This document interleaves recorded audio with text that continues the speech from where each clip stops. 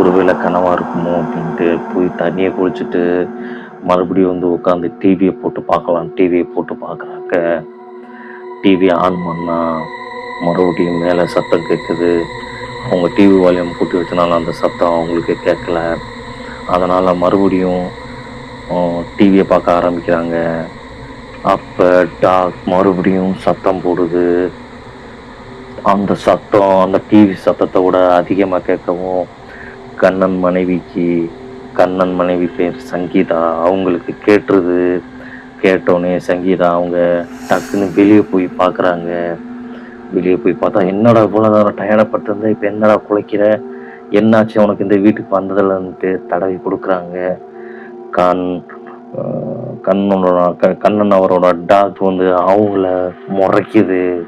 முறைச்சு அந்த சைடு பார்க்க